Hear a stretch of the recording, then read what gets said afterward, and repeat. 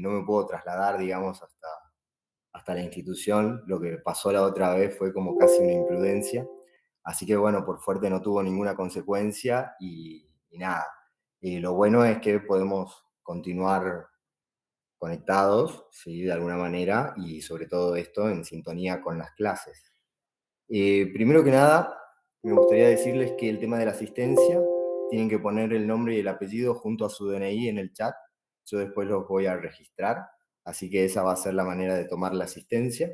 Segundo, hoy tenemos que continuar con esta evolución biológica que venimos desarrollando, que comenzó con la gestación y el embarazo, y hoy llega a la adolescencia. Y sobre todo algo muy importante de remarcar en esto de la adolescencia es los trastornos de la conducta alimentaria. Teníamos unos videos para ver. Yo voy a tratar de compartir ahora, ¿sí? Para que podamos ver el videíto referido a anorexia, como para tener una introducción y comenzar a hablar de estos trastornos de la conducta alimentaria que tienen que ver con la imagen corporal, que es esa imagen que cada uno de nosotros forma en su conciencia, en su mente, y que con cerrar los ojos puede saber cómo es, puede dibujarse a sí mismo, puede lograr su figura. En muchas personas eso está alterado y se ven de manera distinta. Y esa percepción de la realidad no concuerda con lo que ellos piensan, con lo que ellos se imaginan. Y con eso tienen que ver mucho de los trastornos de la conducta alimentaria. Por eso me gustaría que ahora veamos, voy a tratar de compartir la pantalla y que pasemos a ver el video de anorexia, como para tener una introducción.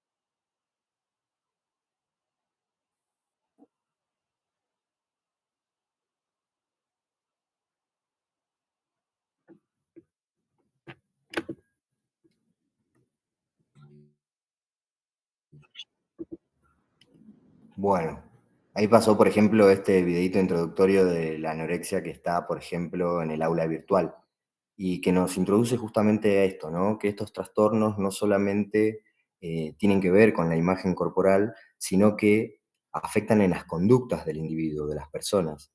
Y sobre todo, la edad donde estos se pueden desarrollar es en la adolescencia, como bien decía, de los 13 años en adelante. Y esto tiene que ver con la vulnerabilidad del adolescente, eh, de sentirse en un mundo, sentirse en el medio, ¿sí? Donde ya ha pasado la niñez, pero todavía no ha llegado a ser adulto y donde va a encontrar en el mundo exterior un montón de claves que lo van a ayudar a formarse para bien y para mal. Y por eso tiene que ver esta cuestión de la imagen, cuál es la imagen que se forma para el futuro y sobre todo la imagen relacionada a la belleza. Hoy, por ejemplo, tenemos como patrones de belleza eh, las modelos, por ejemplo. Y justamente este patrón de modelo, de belleza, tiene que ver con una persona que sea extremadamente delgada y sobre todo esto en la mujer. Los hombres tienen que ser musculosos, por ejemplo, donde lo único valorado es el músculo, lo único noble es el músculo, y cuando nosotros venimos repitiendo ya hace cuánto en estas clases que lo más natural en el ser humano es generar grasa. Entonces, estas personas que pueden generar estos modelos de belleza son minoritarias. Si la tenemos que poner en un porcentaje, sería menos de un 5% que pueden llegar a lucir de esa manera, con esos patrones, con esos cánones de cómo tiene que ser la altura, de cómo tiene que ser la cintura, etcétera, etcétera, de cómo tienen que ser los ojos, cómo tiene que ser la piel, cómo tiene que ser la nariz. Si hoy hay algo, por ejemplo, que está muy en boga, son las cirugías plásticas, aquellas que tienen como motivo no eh, poder volver a dar la forma original o curar una malformación que tenga alguna consecuencia fisiológica, sino que es la estética. Entonces tenemos que ver todas estas influencias que vienen de este mundo que bien conocemos, ¿no? Que bien conocemos porque es el que nos atraviesa día a día. Bueno, acá voy a intentar compartir. Ahí está. ¿Se escucha bien? ¿Se ve bien? Sí, profe. Bueno, perfecto. La imagen corporal y trastornos de la conducta alimentaria. ¿Sí? Lo que hablábamos anteriormente, ¿qué es la imagen corporal? La imagen corporal puede ser definida a través de dos puntos de vista. Uno neurológico, es decir, es el esquema de la imagen mental del propio cuerpo en la conciencia, es decir, cómo nos imaginamos nosotros que somos. Y otro psicológico, las actitudes y sentimientos que el propio cuerpo genera. Nosotros podemos estar conformes con cómo es nuestro cuerpo, podemos aceptarnos, podemos decir somos así, nos queremos o no. Y esa disconformidad va a traer también emociones, va a traer sentimientos que muchas veces pueden ser negativos. Pueden producir justamente este sentimiento negativo una baja de la autoestima. No me quiero, no me acepto. La imagen corporal nos abarca entonces la figura humana, nuestra imagen corporal justamente, y sentimientos. Y se observa a través de dos percepciones. Uno es la afectiva emocional y la otra es la perceptual. Esto lo vamos a ver ahora un poquito más adelante, pero básicamente es esto, la imagen corporal coincide con la realidad, lo cual significa que uno se ve tal como es. Si uno se ve en el espejo, por ejemplo, se imagina de la misma forma que se ha visto en el espejo en su cabeza. Y esto, por ejemplo, no pasa con una persona anoréxica, para hablar de uno de los trastornos, entre otros. Hablamos de la anorexia quizás porque es uno de los más prevalentes, o sea, de los que tiene mayor frecuencia. ¿Y qué es lo que le quería decir con esto? Una persona, por ejemplo, que sufre de anorexia puede ser muy delgada, puede ser muy flaquita, puede estar en peligro justamente, en un peligro de desnutrición y de consecuencias de la desnutrición, que siempre ustedes saben son múltiples infecciones. Si ponemos dos sillas, por ejemplo, y enfrentadas, y queremos hacer pasar a la persona por ahí, y piensen que estas sillas tienen una distancia quizás de medio metro, que esa persona que sufre de este trastorno alimentario podría pasarlo holgadamente, pero esa persona no se imagina y no se ve como es en la realidad. Entonces, ¿qué es lo que sentiría? Te diría, no, yo no paso por ahí. ¿Por qué me querés hacer pasar por ahí si no paso por ahí? Entonces ahí uno empieza a notar que hay justamente una distorsión de la imagen corporal. Existe una distorsión de estas percepciones que veíamos anteriormente, porque hay un grado de inexactitud de la imagen corporal. Esa persona, por ejemplo, que es sumamente delgada, para su imagen corporal, para su conciencia, para su yo interno, se ve, es gorda, es, por ejemplo, tiene mucho volumen, no pasaría por ese lugar, tiene mayor corpulencia de la que tiene. Entonces eso vemos que ya no coincide con la realidad. Y después también, justamente hay una distorsión afectiva emocional, hay un grado de insatisfacción con el propio cuerpo. Y es ahí donde se produce una distorsión entre lo que piensa que es y lo que realmente es. Por eso estos problemas de los trastornos de la conducta alimentaria son muy graves, son serios, porque esa persona, digamos, está viviendo una realidad que la vive solamente en su cabeza, y esa realidad que le aterra, y sobre todo que está relacionado a esto, ¿no?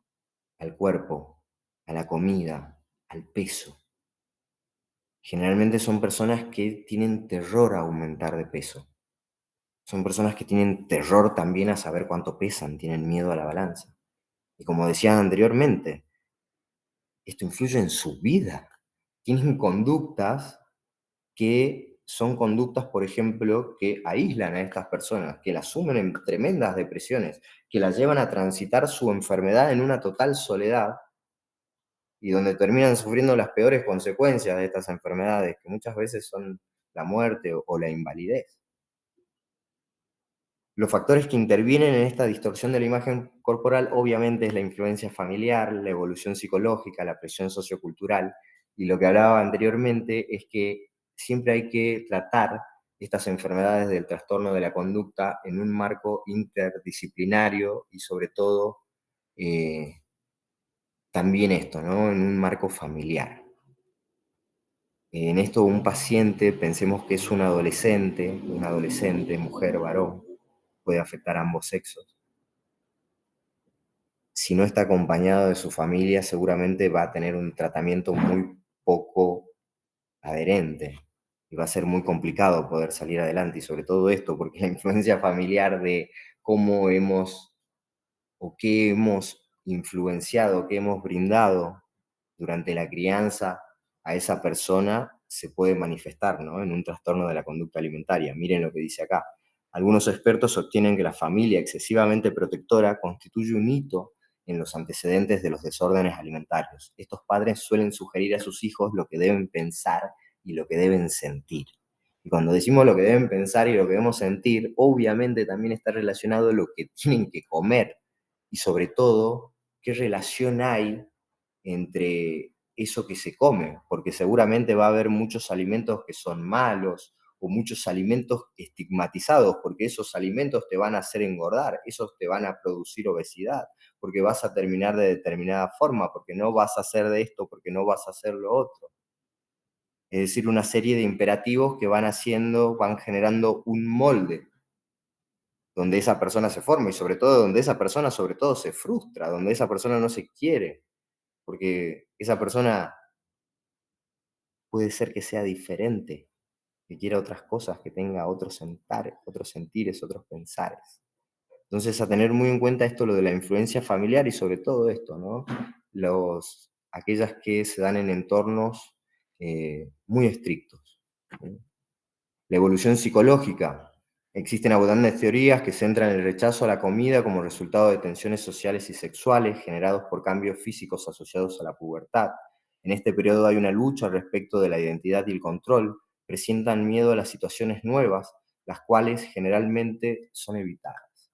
¿Sí? Son personas que tienen generalmente una autoestima muy bajo. Y sobre todo esto, ¿no? Son personas que generalmente son delgadas, que no tienen problemas de exceso de peso, pero sin embargo tienen expectativas del cómo ser, ¿sí? Del cómo deben ser, tan deformadas que terminan frustrándose porque no pueden llegar a serlo. Por eso una de las características de las personas, hablando de la anorexia nerviosa, es que son personas que realizan mucha actividad física, por ejemplo, y sobre todo actividades físicas que generalmente son aeróbicas, como por ejemplo correr. Y como decía anteriormente, tienen que ver con conductas que las aíslan de otras personas, porque esto, ¿no? El momento de la comida es un momento, justamente, un momento de integración, un momento que une. Y las personas que sufren estos trastornos generalmente evitan comer con otros. Eviten comer con otros porque se sienten observadas justamente en el no comer. Y por eso, por ejemplo, pueden llegar a poner excusas para no comer. Como por ejemplo el niño que decíamos, me duele la panza, bueno, acá generalmente podemos observar las mismas excusas o las mismas acciones como que se repiten, ¿sí? Y esas excusas pueden ser varias. Pero generalmente esto, ¿no? Se evita el momento de la comida, hay mucha inseguridad. Por eso es que evitan todo lo nuevo.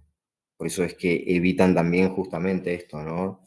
El socializar a través de la comida.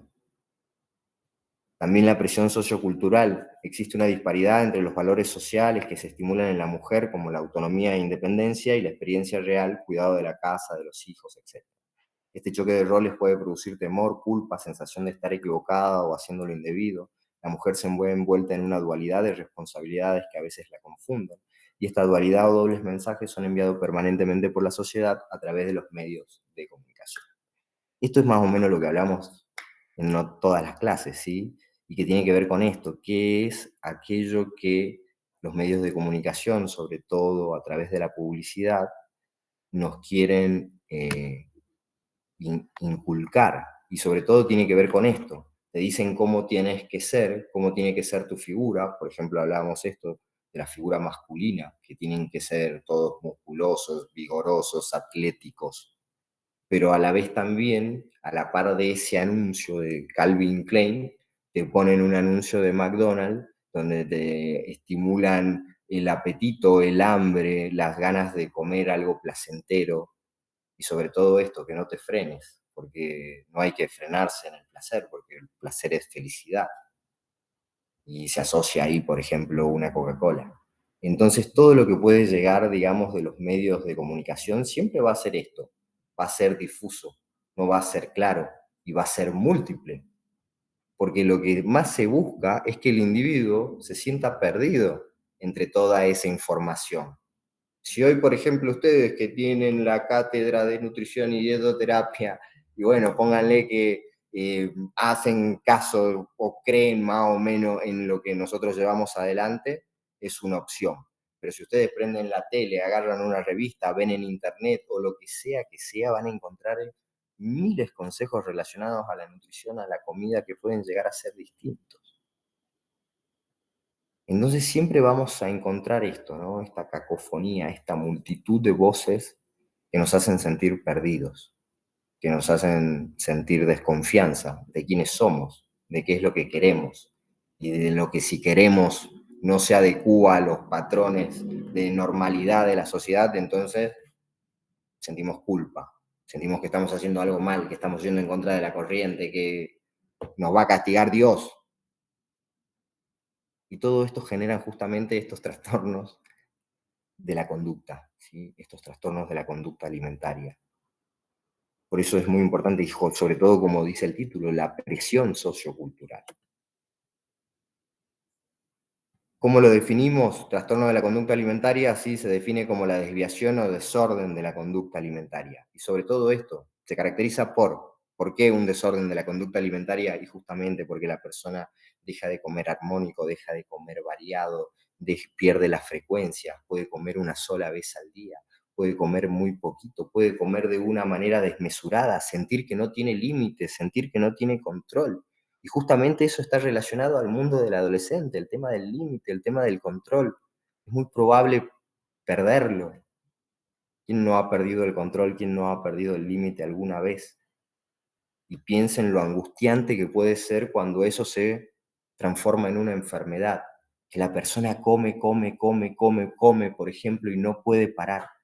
Y eso es el atracón de la bulimia, por ejemplo, que es característico, ¿sí? Entonces tengamos en cuenta esto, las características de los trastornos de la conducta alimentaria, una relación anormal y contraproducente con la comida, o sea, es contraproducente. Y sobre todo esto es anormal porque es de miedo, es de temor. Yo no voy a comer aquello que engorde. Entonces lo primero que dejan de comer son las grasas y después obviamente los hidratos de carbono y come muy poquita fruta y se come muy poquita verdura y se hace un montón de actividad física y se toma mucho líquido porque también se trata de llenar la panza, de matar el hambre con el líquido. Y cuando se come llama la atención porque ha cambiado una conducta que uno le pasa desapercibido al comer con el otro cuando ve que la otra persona también le va a llamar la atención cuando come muy despacito, corta mucho los alimentos, los esconde, los escupe, o como decía anteriormente, busca excusas para no comer. Hay una grave desviación de los hábitos alimentarios, afecta la salud física, emocional del individuo, por eso es grave. Esa persona no está bien, esa persona está angustiada, esa persona siente temor, siente miedo, tiene fantasmas en su cabeza que los atormentan y que hay que sacarlo de ahí, hay que sacarlo de ese mundo, es terrible. Y sobre todo perjudican su desempeño social, sin ningún tipo de duda, ¿sí? Son personas que quedan aisladas, son personas que comparten determinadas cosas en determinados momentos. Y cuando llega el momento de comer, se van, por ejemplo. Entre los trastornos de la conducta alimentaria más frecuentes tenemos el atracón, ¿sí? Que es comer mucho volumen de una sola vez, puede ser social, no necesariamente compulsivo, esto es decir, no es necesariamente este atracón que no lo puedo evitar, que lo tengo que hacer sí o sí, y sobre todo esto porque he perdido el control acerca de lo que puedo comer y empiezo a comer de todo y es salado y es dulce y es un montón. Es diferente al atracón social, que es cuando uno en una fiesta, en un asado, en un cumpleaños, come un volumen excesivo, ¿sí? Por eso la primera definición es, puede ser social y no necesariamente compulsivo, ¿sí? Una persona que tiene, por ejemplo, atracones de bulimia, son personas que pueden tener atracones varias veces en el día, o durante la semana, o durante el mes. Es decir, que se repiten. Son cíclicos, no que dependen de un festejo, de una celebración. Ese atracón no es patológico. El atracón de la bulimia sí. La bulimia, comer mucho volumen, generalmente de forma aislada y de manera compulsiva, habitualmente en forma secreta. ¿Sí? La persona que sufre de bulimia se esconde para comer, se esconde para comer y come un montón. Y justamente lo que decíamos, come dulce, come salado, come en forma secreta, come mucho, no tiene límite. Y cuando pasa el atracón se siente mal, se siente culpable, se siente justamente que no puede dominarse, se siente muy bajo en escala social. Entonces es una persona que está totalmente deprimida y busca compensar, ¿sí? Busca compensar esas conductas.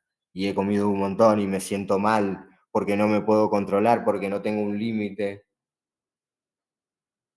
Y justamente acá es donde aparece la bulimia nerviosa. Y esta es la característica. La situación de bulimia seguido de un acto compensatorio. Y este pues, generalmente es purgativo. Usan laxantes, diuréticos, se provocan los vómitos.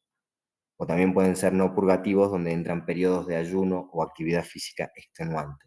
Pero lo que se busca justamente es aquello que compense ese desborde, esa culpa de no haber podido detenerme para y no comer.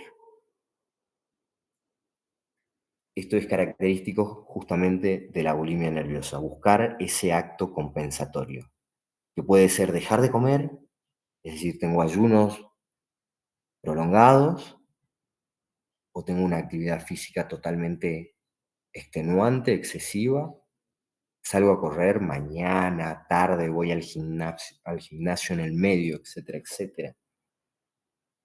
O puede ser purgativa utilizando laxantes o provocándose el vómito. Generalmente las personas que sufren tanto de bulimia nerviosa como de anorexia nerviosa, que es cuando se buscan estos efectos compensatorios y sobre todo se induce el vómito, son personas que tienen la dentadura deteriorada, deteriorada de tanto ácido que reciben esos dientes. Recordemos que ese contenido gástrico tendría que permanecer en el estómago y en todo caso llegar al intestino donde se neutraliza la acidez, no volver a subir a través del esófago, faringe, laringe, boca, porque quema todo. E imagínense cómo está la piel de ese esófago, de esa faringe, etcétera, etcétera. Si los dientes tienen ese deterioro, si están corroídos por ese ácido que tiene justamente el jugo gástrico, ¿no? El ácido clorhídrico. Entonces son personas que Generalmente uno puede detectar también como una característica clínica la erosión de las piezas dentarias, ¿sí? Y sobre todo esto, que van a sentir síntomas de la acidez, gastritis. La anorexia es la pérdida de apetito como síntoma de otra enfermedad. La persona busca la delgadez, no busca, perdón, la delgadez y se siente mal por ella. Por ejemplo, una persona que está enferma, ¿sí? Una persona que tiene alguna patología oncológica, tiene algún tipo de cáncer, es una persona que pierde el apetito secundario a la patología. Esa pérdida de apetito está relacionada a la patología. Esa persona no busca dejar de comer. Esa persona está preocupada por el dejar de comer y sobre todo por ver cómo desciende de peso y no poder evitarlo. Eso es una condición que es esperable. Lo mismo que la anorexia en el adulto mayor. Es totalmente esperable que un adulto mayor donde han disminuido sus capacidades gástricas, por ejemplo, coma menos. ¿Para qué necesita comer un montón si no va a tener tanta actividad? ¿Sí? Todos sabemos que uno al envejecer y sobre todo ya a determinada edad, 80, 90 años, disminuye el ritmo de vida, caminamos más despacio, caminamos menos. ¿Para qué vas a necesitar tanta energía gastada en la digestión? El cuerpo también es sabio, lo sabe regular. Pero en cambio, la anorexia nerviosa, ¿sí? Que es el trastorno de la conducta alimentaria, hay una negativa a comer. Se busca estar delgado y se controla el apetito. Hay un límite, se come poquito, hay miedo a engordar, hay miedo a comer, hay miedo a pesarse, ¿sí? Acá tenemos definido lo que es la anorexia nerviosa. Es un síndrome psiquiátrico diferenciado con una patogénesis compleja, es decir, que es multicausal. Aparece una imagen distorsionada del cuerpo con un temor mórbido a engordar. Esa es la característica. Generalmente no se pierde el apetito, pero se niega la sensación de hambre, la controlan voluntariamente ingiriendo menor cantidad de alimentos que los necesarios para cubrir sus necesidades nutricionales, con lo cual pierden peso progresivamente. Lo que decíamos anteriormente, comen muy poquito y sobre todo evitan las situaciones de comida. Entonces pierden esa sociabilidad de la comida. En el momento que estamos estudiando todos juntos, vamos, cursamos de 8 de la mañana a 12, llega el momento de comer, me duele la panza, me voy, me llamaron, mi hermanita, excusas múltiples para evitar comer en ese momento.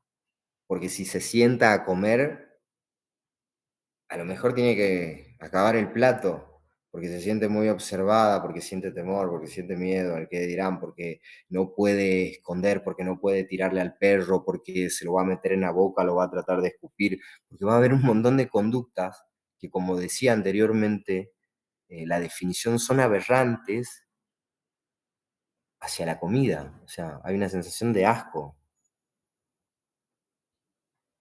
hay una pérdida de la autoestima, hay una negación de la enfermedad.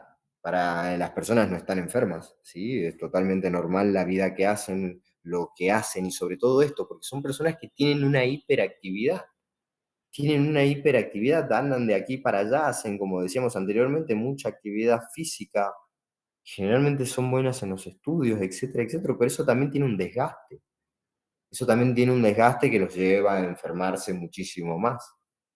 También podemos observar que en esas personas va a empezar a cambiar la calidad de la piel, la calidad del pelo. Muchas personas, por ejemplo, que tienen anorexia, eligen comer justamente, ¿no? Los alimentos que tienen menos calorías, y los alimentos que tienen menos calorías, bien sabrán, son las verduras y las frutas. Y sobre todo, por ejemplo, comen alimentos muy ricos en carotenos, en beta-carotenos, que son estos pigmentos, son estas vitaminas, previtaminas, pero generalmente son pigmentos que le dan el color a las verduras y a las frutas, y sobre todo es el color naranja y el color amarillo. Lo podemos encontrar en la zanahoria, en el zapallo, etcétera, etcétera. Y muchas veces, por ejemplo, estas personas con anorexia eligen mucho de estos alimentos, ¿sí? Y uno después lo puede caracterizar y notar en el cuerpo porque le ha cambiado la coloración de la piel. Sufren una hiperbetacarotenosis. es lo que le da una pigmentación naranja, amarilla a la piel.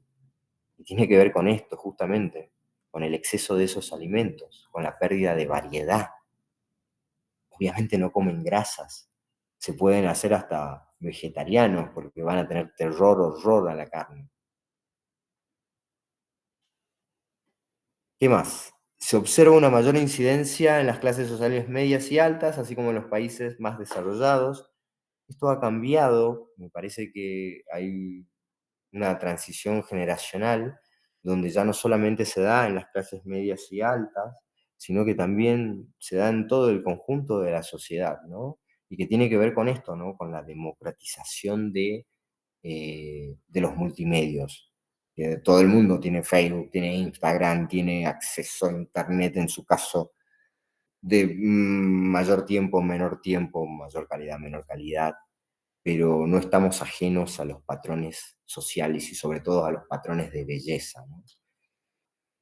Que es esto lo que hace tambalear muchas veces eh, nuestra seguridad, nuestra autoestima.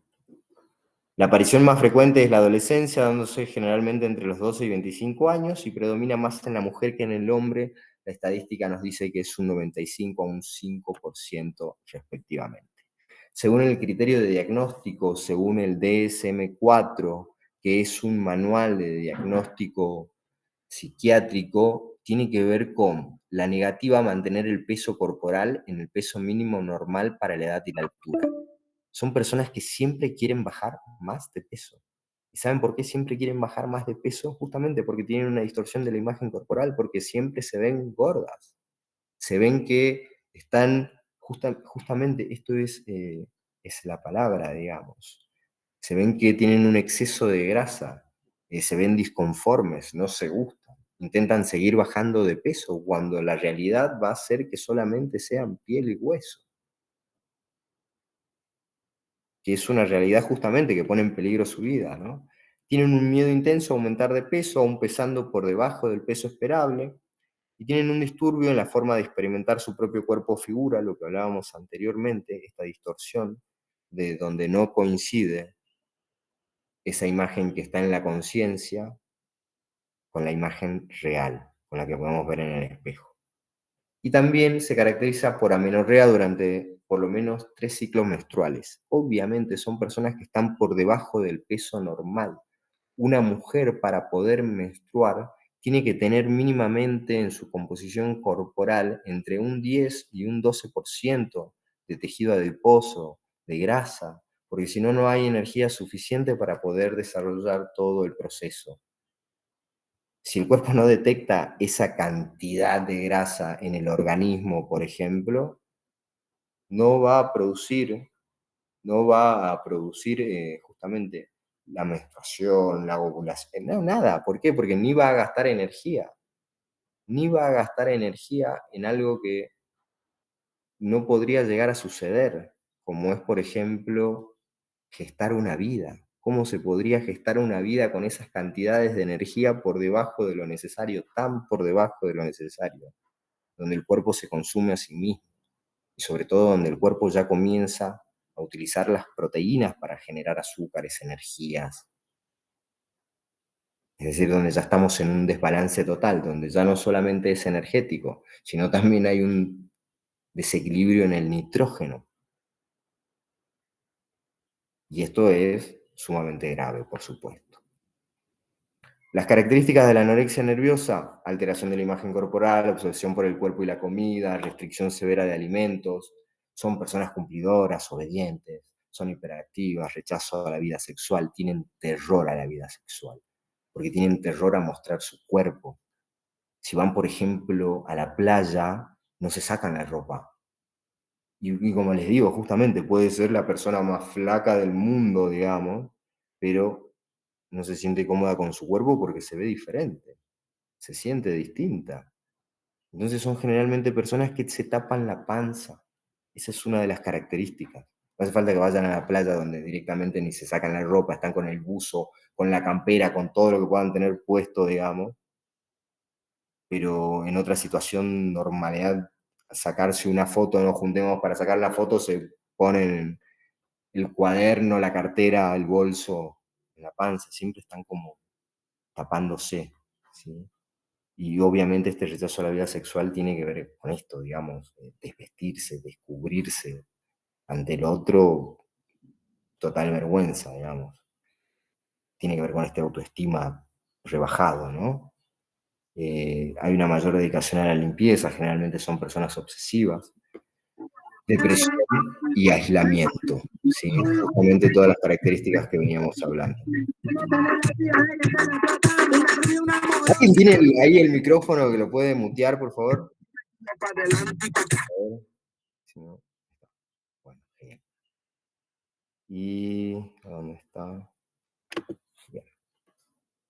La conducta alimentaria en la anorexia nerviosa evita alimentarse, ¿sí? Cuando finalmente debe comer, pone en práctica rituales como cortar en trocitos los alimentos, comer escondidas, masticar y escupir, esconder los alimentos, rechazarlos por supuestas fallas en su elaboración. Siempre van a encontrar algún tipo de excusa. Y ese es en el momento en que no han podido evitar comer, ¿sí? Tienen toda esta serie de rituales. Por eso los primeros que se dan cuenta de esto son las familias.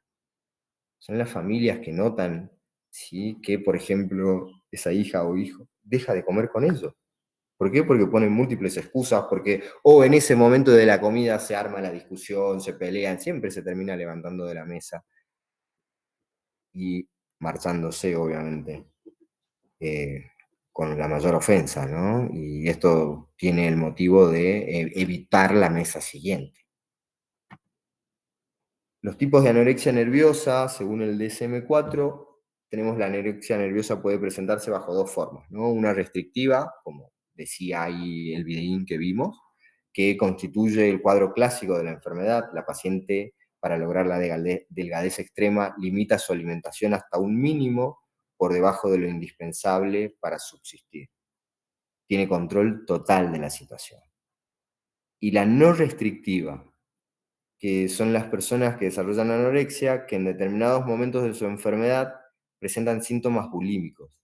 Esta situación se da aproximadamente en el 50% y estas pacientes no pueden refrenar sus deseos de comer y pierden el control, realizando comilonas y mecanismos compensatorios. El patrón alimentario es restricción, no como nada, no como nada, poco, atracón, purga, restricción, atracón, purga. Y ese es el círculo del deterioro, ¿sí? La diferencia justamente entre la restrictiva y la no restrictiva tiene que ver justo esto, ¿no? Con el control de la situación.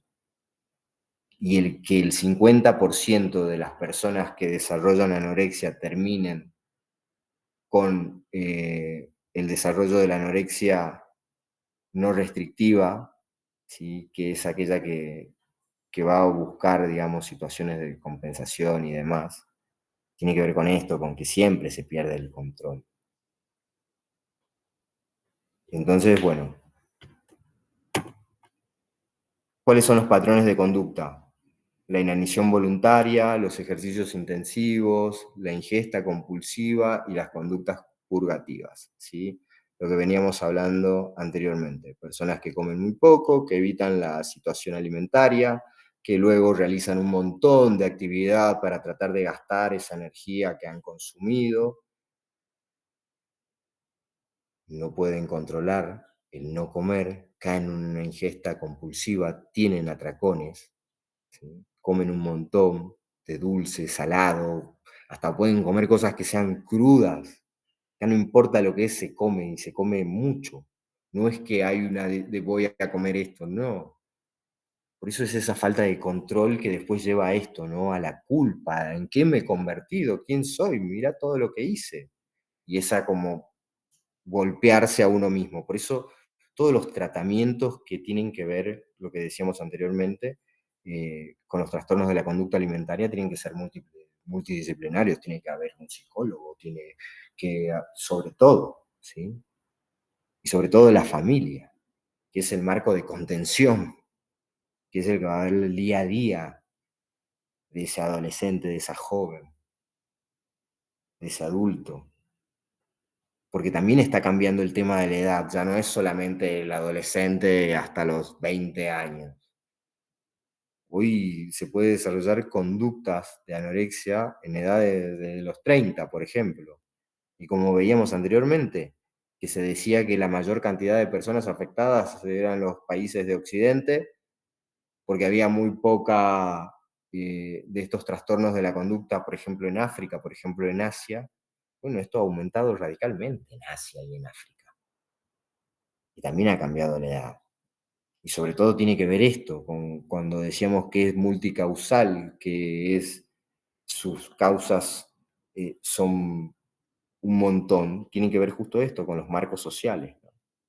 Con qué es lo que impone la sociedad, sobre qué es lo bueno, de cómo lucir, de cómo comer, de cómo vivir, de qué pensar.